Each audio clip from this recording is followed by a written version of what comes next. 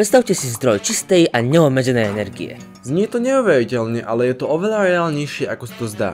Ako je to možné? No, pomôže nám k tomu jadrová fúzia. Niektorí z vás určite poznajú jadrové štiepenie, ktoré sa používa v jadrových elektrárniach alebo pri výbuchu atómovej bomby. Je to proces štiepenia jedného atómu na menšie atómy, pri ktorom sa uvoľní veľké množstvo energie. No ale čo je jadrová fúzia?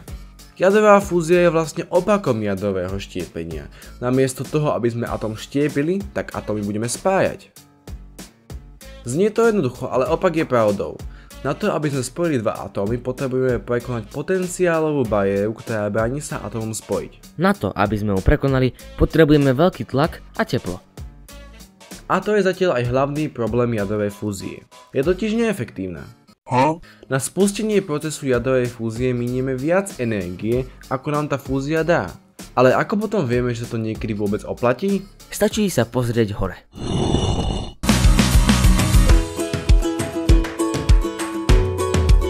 Áno, Slnko. Slnko na jadrovej fúzii funguje už miliardy rokov. Spája dva vodíky, čím vytvára hélium.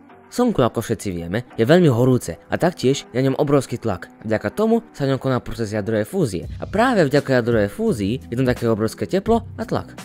A prečo je vlastne jadrová fúzia lepšie než jadrové štiepenie? Pri jadrovej fúzii získame niekoľkonásobne viac energie a taktiež jadrové štiepenie je oveľa nebezpečnejšie, lebo atómy vyžarujú obrovské teplo a sú radioaktívne, a to aj po skončení reakcie. A to, čo sa s nami deje, keď sme vystavení radioaktivite, môžete nájsť v tomto videu. Táto pri jadrovej fúzii je to oveľa bezpečnejšie. Keď nastanú pri procese nejaké problémy, reakcia sa proste zastaví a fúzia skončí. A taktiež sa v nej nachádza takmer minimum radioaktivity. Ale to je aj dôvod, prečo je fúzia náročnejšia než štiepenie.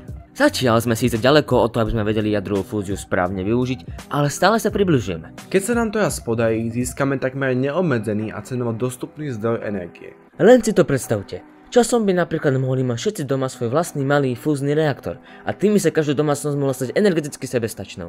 Niektorí vedci usudzujú, že by sa nám to mohlo podariť za takých 50 až 70 rokov. Niektorí sú optimistickejší a tvrdia, že asi za 10 až 30 rokov. A čo si myslíte vy? Kedy sa nám to podľa vás podarí? Napíšte to dole do komentárov, nezabudnite dať like, odber a čus!